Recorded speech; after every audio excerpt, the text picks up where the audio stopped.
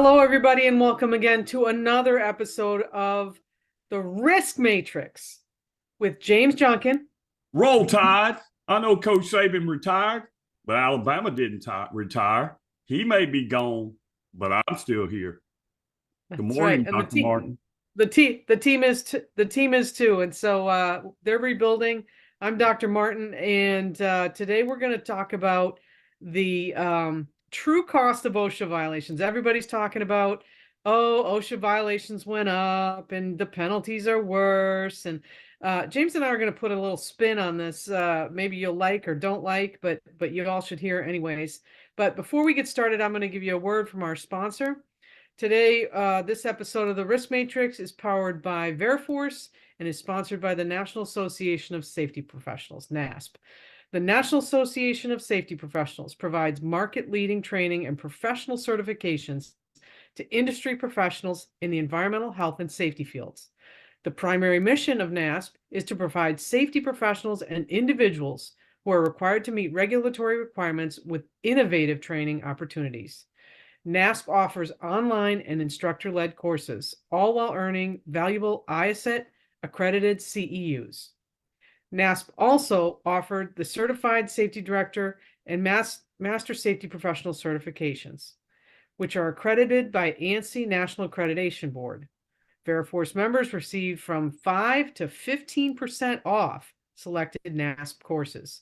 Visit veriforcenetwork.com/offers/NASP. Thank you, NASP, for sponsoring this episode of the Risk Matrix. And I'm going to throw it to James to get us started. The true cost of safety violations. I want to give a shout out to NASP. You and I both hold the Master Safety Professional designation from NASP. There are a lot of certifying bodies that are out there. We've got multiple certifications, both you and I, from various ones like BCSP, and then we've got certifications here and designations from NASP. NASP is a great organization. Their training programs are outstanding for things like confined space rescue, HAZWOPER, a lot of hands-on. So they're not just a certifying body. If you need training, this would be a great place to go, particularly for emerging safety professionals. As we get into some of these topics today about OSHA citations. And usually when we see OSHA citations, they come in the form of a response to things like incidents or programmed inspections, et cetera. And we're going to talk a little bit about that today, beyond just the monetary penalties that you receive from OSHA. So as of January 16th, 2024, OSHA penalties, the new penalties take effect. So OSHA's maximum penalties for serious and other than serious violations will increase from $15,625 per violation to $16,131 per violation. And when you get into the willful or the repeated violations, they're going to go up from $156,259 per violation to $161,323. Now that's a lot of money. That's a lot of money, right? So yeah, it's a lot of money, but yeah, you know what I'm going to say, James, blah, blah, blah. Okay. The percentage that they go up every year, and everybody's posting about it on LinkedIn, and they're saying, oh my goodness, the OSHA violation, the fines are going up. Oh, everybody be careful, beware. I mean, I listen, I didn't do the percentages on those, but 150,000, 160,000, meh. I mean, 3%. It's what? 3%? 3.25%. Thanks for giving that to me, because I'm not a math whiz, but I kind of look at that and I think, okay, inflation, whatever. Right. And I'm not trying to be cavalier about this, really. Don't get me wrong. I don't want anybody to get OSHA violations and get fined, but you and I are kind of on the fix-it side of the spectrum. And if you think these fines are expensive, and that 3.25% is what you should be worried about, I'm going to say no. Oh, the risk to an organization goes well beyond just these penalties. Some people see get the safety religion, if you will, because they see the light, and others have to feel the heat, sort of like Right. church, right? Some people, or both, right? Right? Both ends. You know, some people see the light, some people feel the heat. And you and I both worked cases over our careers in our practices where we've seen the devastating effects of a failing safety management system that go well beyond the penalties. Often the penalties that are assessed are very, very small considering the other ramifications to the business. So all the time, you know, when I'm talking to safety professionals, one of the biggest things that I run across is the question, James, how do I sell this expenditure to our senior management, right? How do I get them to understand why we need a functioning safety management system and to spend all of this money on having a functioning safety management system? Well, maybe the competition down the road is not doing the same thing. I just had this conversation with a client just this past week. You know, why do we have to do this? Well, the risk to the entire business of not doing this really threatens the viability of the entire business. So let me tell you a story. Okay, put it out. Back in 2017, we had a client who is recognized as one of the top industrial contractors in union construction. They have been in business for over 125 years. They work millions of man hours a year. Never had an OSHA citation, never had a fatality. This company routinely is recognized with awards for X number of man hours, no lost time injuries, no OSHA recordable injuries. In fact, in their corporate headquarters, they have a boardroom that I've been in, and it's lined with nothing but safety awards, thanking them. And that doesn't just happen, okay? You don't just work in this type of industry where the boots get muddy and the metal meets the meat and do 400,000 man hours on a project and not have a single OSHA recordable without having a understanding, caring management team and one that has a functioning safety management system all the way down to the task level. Okay? Good company, recognized company. Then one night, they entered into a permit required confined space that had been reclassified to do a line break. When they did the line break, there was H2S in the line. It killed 2 workers, injured 4 others. Okay? In the subsequent investigation, which involved being in a plant, multi-employer citations here, because the hiring client had some fault in this as well. At the end of the day, these were the tallies. Okay? OSHA citations ended up being somewhere around $200,000. The settlement to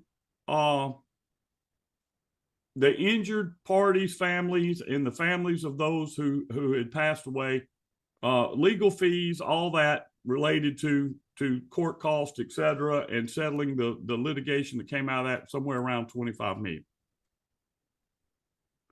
Before this incident, though, this company was a $750 million a year construction company.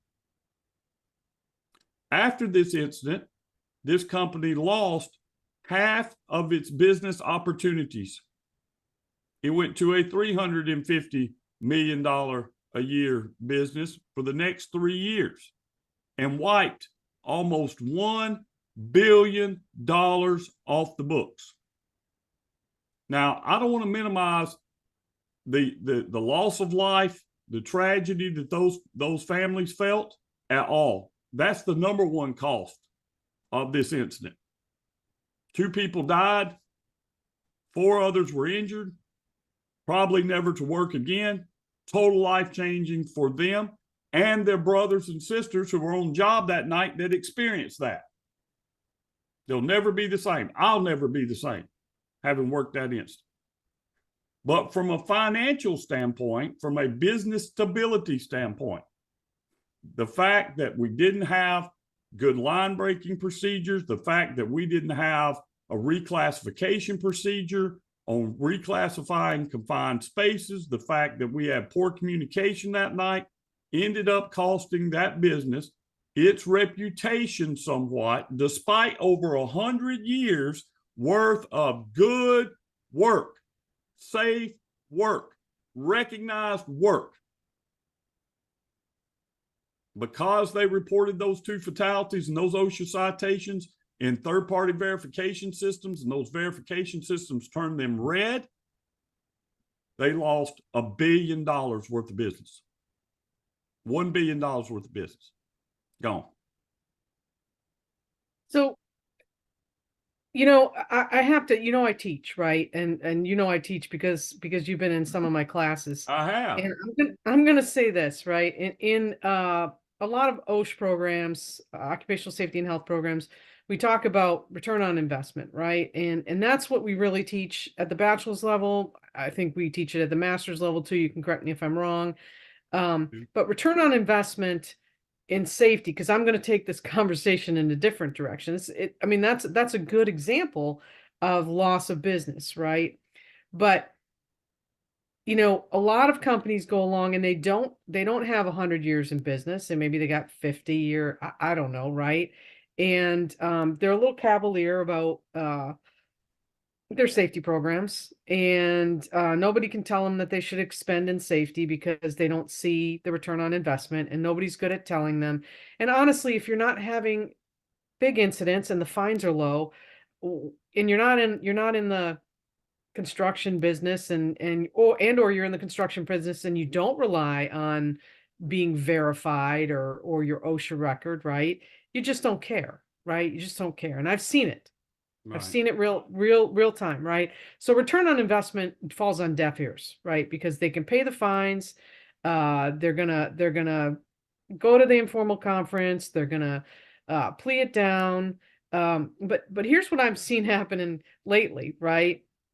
Is people get inspected, and they do, and things that I probably would tell them not to do. They let OSHA inspectors walk around their facility for 3.5 hours and just take pictures. I wonder what Brent would think of Brent Kettlecap at Ogletree and think about that. I mean, we talked about that, right? And and then they call me up and they say, well, before I've had OSHA fines and no big deal, they're just going to come find me again. And come to find out, they've got other violations or employee complaints that brought these OSHA inspectors in again. And my answer is this is not going to be cheap, right? And they're like, well, what do you mean, Dr. Martin, this is not going to be cheap? And I'm like, if you think you're going to roll up in the informal conference and just get another slap on the wrist, especially if you're in an emphasis program, which one of my clients is, and they do work in that area, that's not really going to happen. And then they get mad at me, James, because it takes time and effort to roll back everything I can possibly think that OSHA saw when they walked through those doors and poked around for 3.5 hours, right? Then they're mad about the true cost of safety, which, by the way, when you're doing ROI, includes me and you to come in and do a good analysis, fix things, be proactive before an informal conference, and be able to show OSHA that they shouldn't get a willful. They shouldn't get a repeat. They shouldn't, right? That you took it seriously, that they came in and whatever. I'll give you another example, right? Somebody kills somebody, and this is something you and I have talked about. One of my clients, the true cost is to the people, right? The true cost is human life. Always. Okay. Period. But beyond that, you have a company that's never really cared about all the things that they have to comply with, and then they have a fatality, right? And in the case of another of my clients, they have a fatality, and they also have violations before, right? And they kind of move around, and they hire some lawyers also true cost of safety, right? Because you do something like that, you got to hire lawyers. And I'm sorry, Brent, and the rest of you, but lawyers are expensive and they take retainers. And if things go on for a couple years like this did, it costs money. And then you fight and you fight and you fight, and you end up under a settlement agreement, right, with the OSHRC. They don't reduce the fines. You're under a settlement agreement, and now you're under criminal uh possible criminal punishment. Okay. Not my fault. Not my fault. I wasn't there. And they come to me or you and they say, help us fix this. Well, you know what?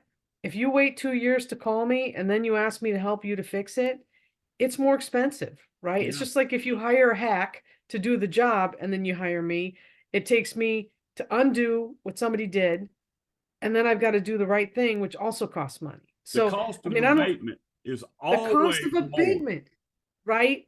And I'm not going to carry the cost as a consultant, but just like you're not going to carry the cost as a consultant, right? There's a risk there. There's a risk. There's a Right. risk to my business. There's a risk of reputation. There's a risk of being involved with an OSHA area office and being intimately involved in a settlement agreement. So, I mean, that's where I kind of want to take this conversation, because yes, there's a cost to the business, right? But there's a real cost when it comes down to criminal punishment. There's a cost to lawyers. Sorry, Brent. There's a cost of people like you and I to come in and fight, right? Fight against these things and fix things. And I don't think we teach, and I'm going to get back to teaching, right? I don't think we teach people about this particular aspect. This is an ROI. This is a huge return on investment, not having to hire. And, again, you and I, the lawyers, and to run through 2 years of criminal prosecution. I think business, well, let me put it this way. I think safety professionals always struggle with understanding the business aspects of occupational safety and health. And we should do an episode on that. And I think you and I are particularly situated to discuss it because both of us run businesses.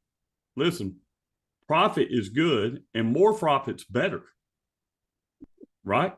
Yes. We're here to bring workers home safe from high hazard jobs, but we're also a business that has to have a return to our shareholders. Everybody goes to work to make money, but sometimes in safety, we have this compliance mentality sometimes, and we know what the rules are. We want to get workers home safe from their jobs to their families. We don't want OSHA citations. We don't want serious injuries and fatality incidents. But that has to meld within a safety management system that fits within the business itself, right? But there are financial considerations. No one has unlimited resources. That's right. But what I've seen is not companies with a lack of resource ending up in these situations. It's either they don't know or they don't care, right? Yeah, I think that up front they don't know and they don't care, and then by the time they care, and I'm just going to speak for myself, right? I'm an expensive pony to ride, okay, or I'm an I mean, I like to say I'm not a cheap date, but I try to be a good one. Okay, right, and again, and I'm good, and these clients that I mentioned, I didn't get hired, or they ask me, who else can I recommend? I can recommend 50 other people, okay, that'll do the job, but they won't do it as well as I will, right? And I've had to walk away from these clients because I will not do a job where I'm not going to do right by these families, do right by the rest of the workers, and quite frankly, I have to do right by my business and the people that subcontract to me. So, that's the true cost of safety too. You can get it cheap, right? You can get it fast. What is it? Cheap, fast, or something, but you can't have all three. I'm not cheap, so there's a given, right? Right. And lawyers are not cheap. Abatement, And you abatement and response to OSHA citations, in my experience, this has been my experience, and I'm talking about 25 years of dealing with OSHA. The citations are the least of your concerns. Abatement cost to fix what you should have fixed to begin with, all right, is a cost. Pulling people out of the field to do training as part of the abatement that you should have done to begin with is a real cost, a real right. cost. Okay. I've got a client that just this week is having to bring all of their people out of the field. No OSHA citations. They're stood down because of an incident. They're bringing all their people out of the field to do the training that should have been done to begin with. This cost this week has cost this company in hard dollars, not loss of productivity, not profit billed to the client, over $500,000.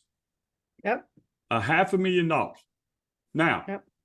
whether the hiring client is enforcing the regulations, if you will, we want you Yep. to have specific They're compliance training that requirements. you should have done. So whether it's the hiring client doing it or OSHA doing it, the cost of abatement is always more than the cost of initial compliance. And many times you're under the gun. Okay. You're under the gun to get this done quickly so you can either get back to work or to meet some settlement agreement that you have negotiated at the informal conference, or to prepare your case of going to the informal conference. Hey, we recognize we have a problem and we got this stuff done. Now, other costs associated with this, based on my experience, I'll tell you another story.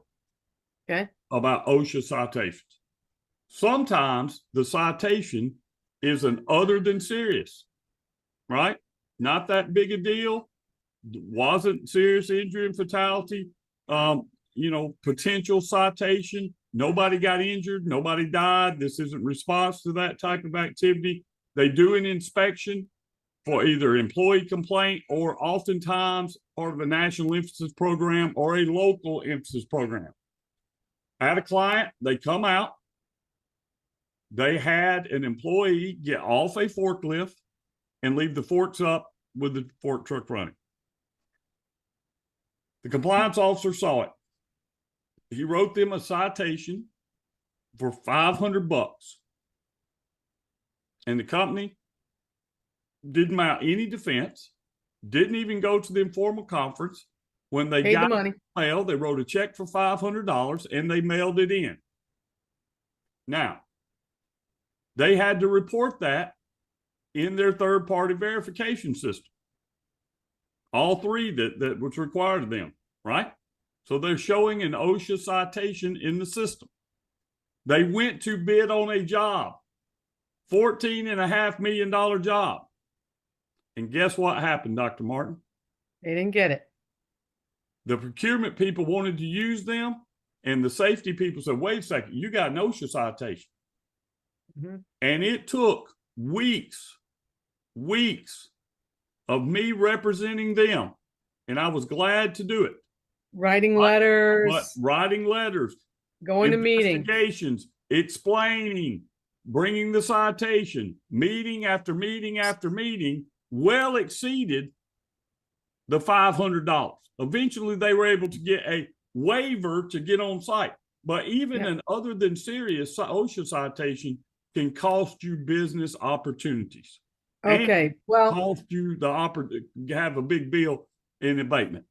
Let's get away from verification systems, right? Because there are plenty of people that aren't in verification systems, mainly manufacturing, and and I've had people in the past that they get a citation, they go, oh, so what? So what? I'll just pay the fine, or they'll slap me, or I'll get it plead down, and it's other than serious. Okay. Right. And then OSHA comes back and they're still doing it. Now what? Well, now we're talking about repeat. We're talking about repeat, right? And then OSHA comes back. Now we're talking about willful, right? Now we're just stacking them up. And eventually, you not only need you to write letters and go to informal conferences, but there's now it's running up the chain, and they are requiring, and they're coming back more often, and they're looking at more things. And I just want to go back to this individual that let people walk through the business for hours and hours. Don't do that. I think we talked about that with Brent, Yeah. right? We just reran Brent's stuff. If they come to look at something, then they come to look at something, and you take them to look at that something. You just don't let them in and just kind of look around, right? Because more often than not, if they've been there before, they're looking for that and more things. So, I mean, I don't want to beat a dead horse here. But this is something that has been in my craw and your craw probably pretty prominently over the last several months.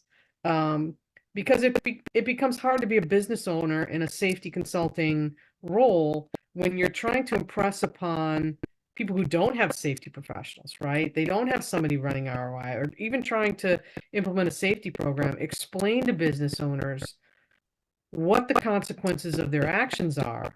And guess who becomes the bad guy? You know who the bad guy is, right?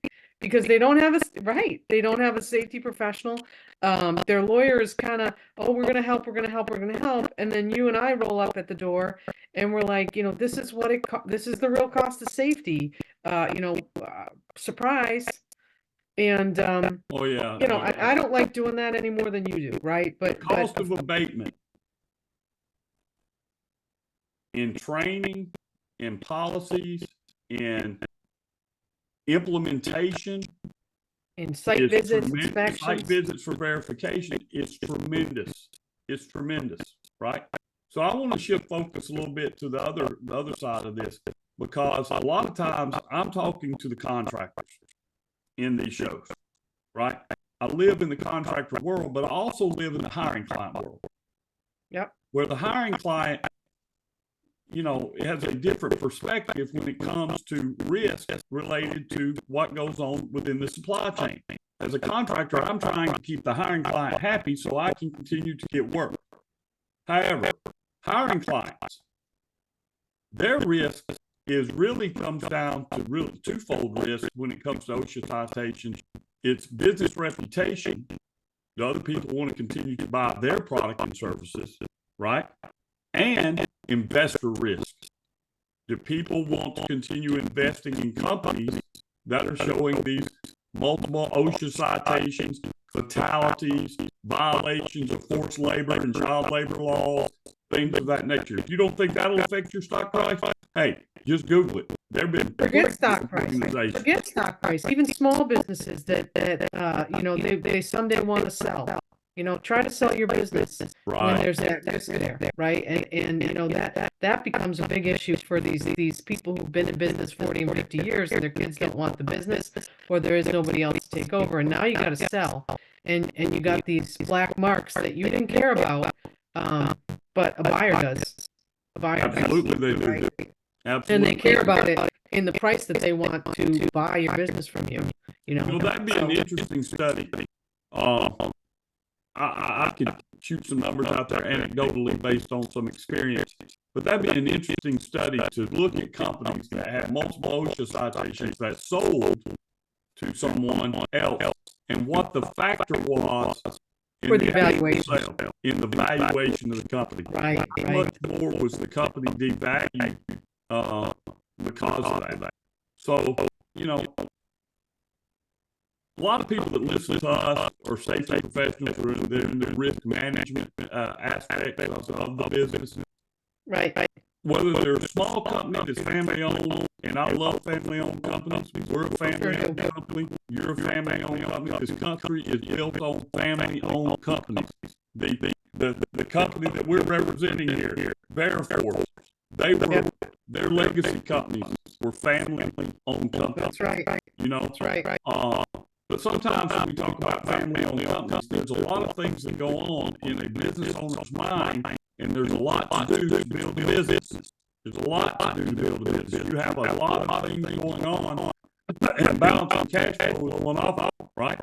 So you got to get new business, you got to operate the business that you got to hire new employees, you got to get money in, you got to get money out.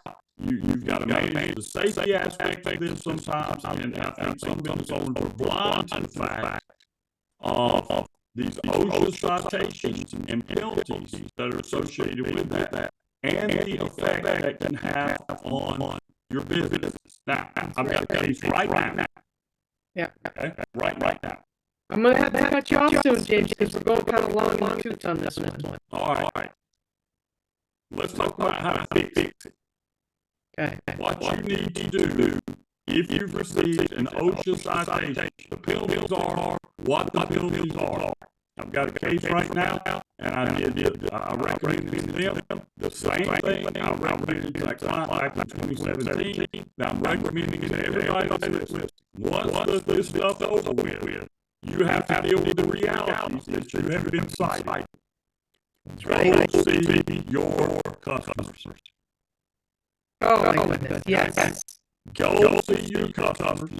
Sit down and explain to them the incident. Okay? Go into detail your abatement measures.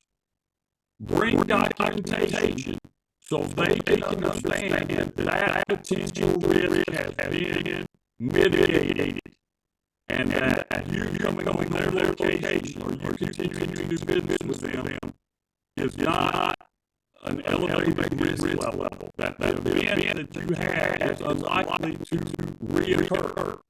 So we're talking about upfront, right? I mean, we're not talking about 2 years later when it's your subcontractor verification, or when it's your OSHA log, or when somebody's in the paper, or we're talking about being transparent. Transparent and proactive.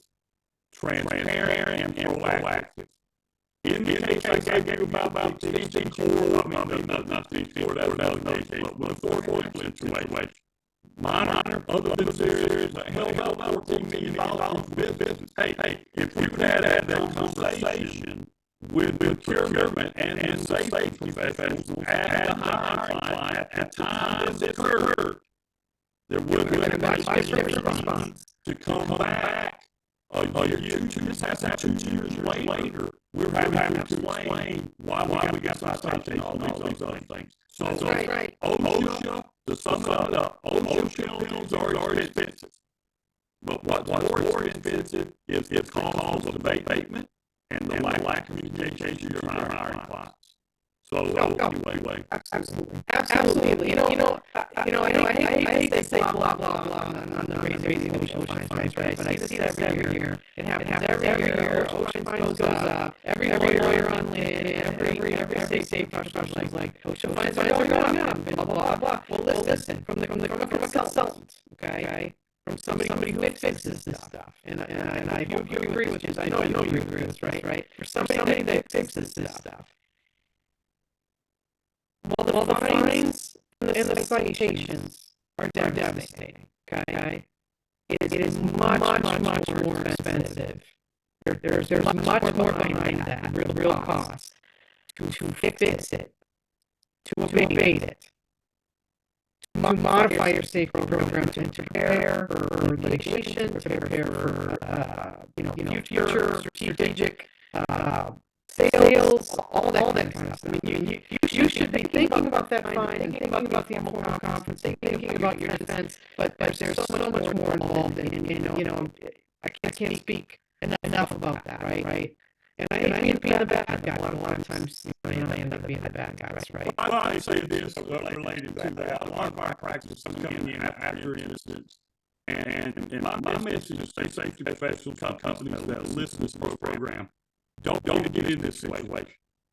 Okay, you can avoid having OSHA citations by having a functioning management system.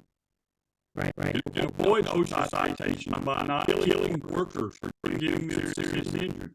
That's always a failure of the safety management system. So my aspect, and I'll echo what you said as we'll close this out. Yeah, OSHA citation going up. When it else goes up, the cost of abatement. And it's not always commensurate. Sometimes it's a lot more. Right. So If you're a struggling safety professional in the practice of safety and you're trying to get people to invest in your organization's safety management system, hey, good safety is good business. It's good business. There's a lot more costs to the business than just the penalties. Reputational costs, loss of business opportunities, and the cost of abatement. Remember, company I represented way back when, like $1 billion off the books. What was the ramifications of that? People lost their jobs. All the way down to the employee level. So it takes all of us together to have a functioning safety management system. You want to avoid all the negativity that Dr. Martin and I talked about today. Invest in your safety program. You'll get a good return on your investment. And think about the direct cost and the indirect cost of a failing system. And it's not just the penalties that you receive from OSHA. Right on. And James, I want to thank our listeners again for listening to us both on Spotify and on YouTube through the Veriforce network who powers us. And thanks again to all you for listening to this program. Listen to our other programs. And if you like us, James, go over there on YouTube, hit that like button, smash that subscribe button, get notified when episodes drop. Every Tuesday, we'll have an episode of the Risk Matrix that comes out on both YouTube and Spotify. We appreciate all of our listeners. In the comment section down in the YouTube channel, you can reach down in there and let's have a discussion. Reach out to me and Dr. Martin on LinkedIn. We love to debate. We love to discuss. I learn more from our listeners. They probably learn from me. But thank you for watching and participating in the Risk Matrix. And y'all keep bringing those workers home safe from these high hazard jobs.